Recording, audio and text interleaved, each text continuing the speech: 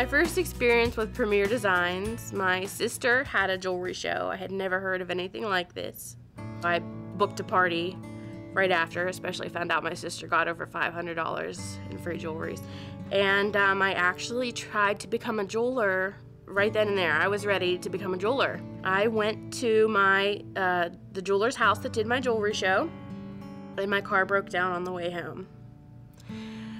And I called her real quick and I said, I'm so sorry to do this, but if you haven't put that check in the mail yet, please don't. I don't have a vehicle right now.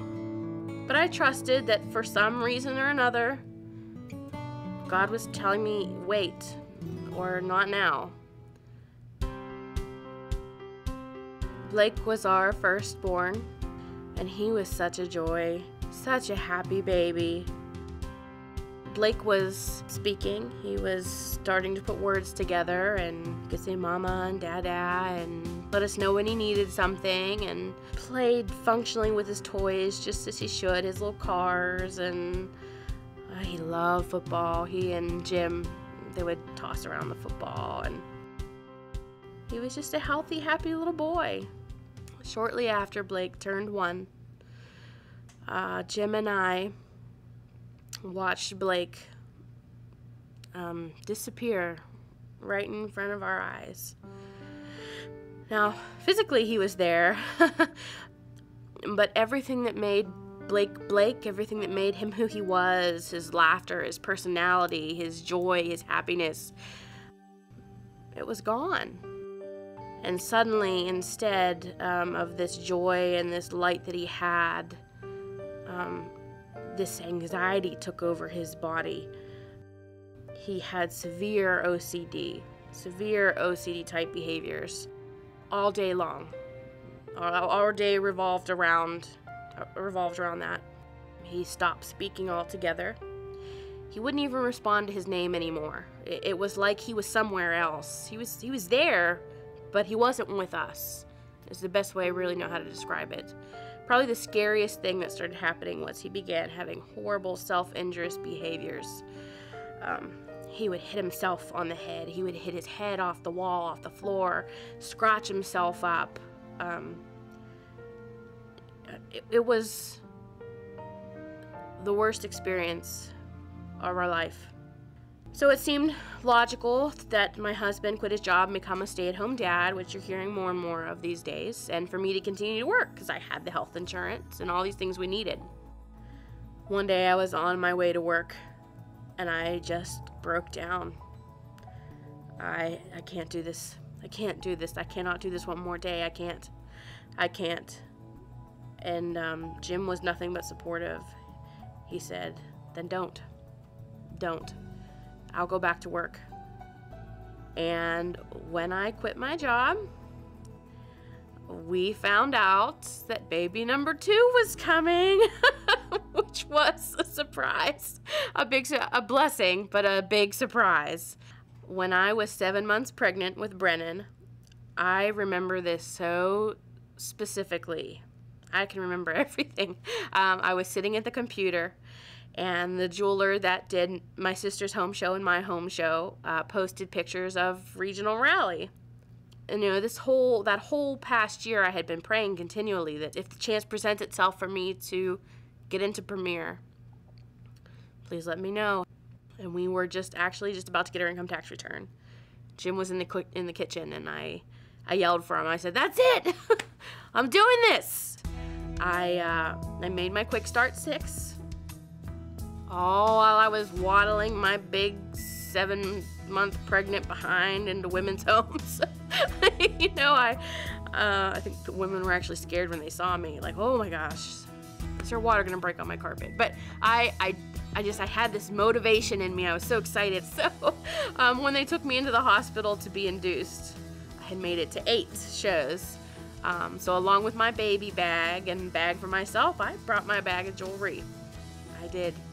And the minute that epidural wore off and I had our daughter, I was putting on the runway necklace and showing the nurses the tricks every time they came in to check my IVs or make sure everything was okay. Let me show you what this necklace can do. Oh, look at this. What? You know, I was so determined I thought I was gonna get my 9th show with my nurses. I thought that was what was gonna happen. Quick Start 9 didn't happen, but I had a good attempt. Very shortly after Brennan was born, and I had gone through my Quick Start, was when we finally received the official word that Blake was diagnosed with autism. I first met Erica, Jim, Blake, and Brennan in the fall of 2012. Autism affects primarily 3 areas of development: communication, social communication specifically, social skills, and then generally there are some other unusual types of behavior that may be occurring. A lot of children with autism have sensory processing disorders as well, and really have a hard time being able to process all of the sights and sounds and their body in space and lights and all of the talking and everything that's going on around them. They have a very difficult time filtering all of that out. It was all a guessing game. I had no idea. I couldn't help him. I was totally helpless. I was completely helpless. I called Premier Designs. I spoke with Lavina. She was the first person I spoke with at the prayer services. It was so comforting to have someone on the other end, just to listen and be so compassionate and understanding. And she asked if she could pray with me right then and there. I said, oh, absolutely. So we did. She prayed on the phone with me.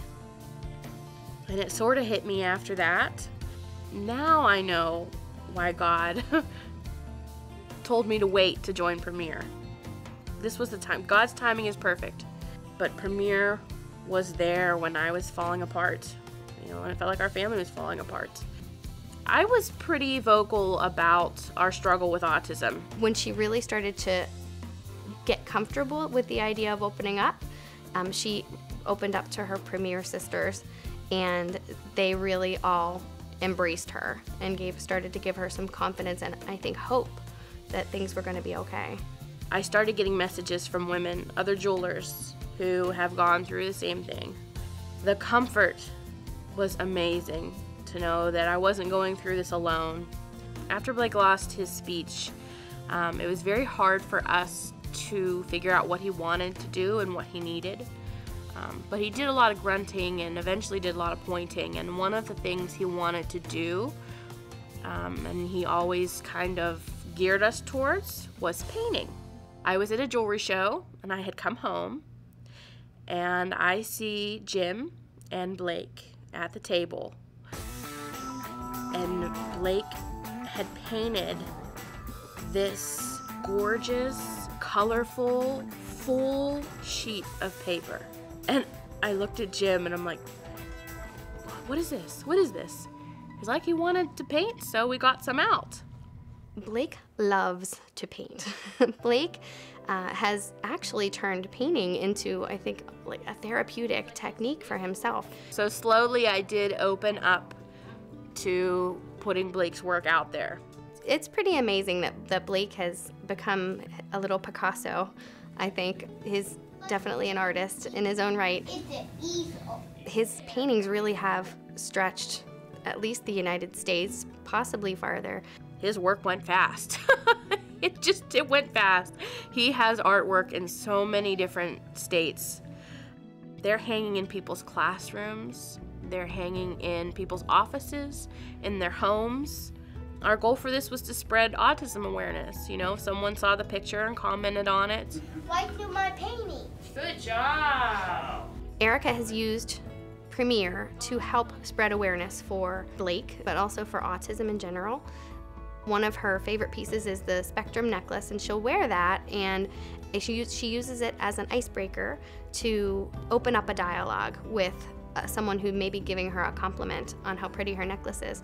And she'll say, well, this happens to be the Spectrum necklace, and I'm a Premier jeweler. I wear this in honor of my son who's on the autism spectrum. And that really opens up a whole conversation where she can explain what autism is. I love that color. Fast forward till now. Blake is 4, he's gonna be 5, Brennan is 3. They are doing so well. They're doing better than I ever imagined. I honestly never thought I would hear Blake's little voice again. And to hear him now talk and sing, and he's so quick-witted and with his phrases, and he has such an old soul, and we still are dealing with autism every day. We always will, but there's a lot more hope now than there ever was before. Making the decision to join Premier has honestly completely changed my family's life.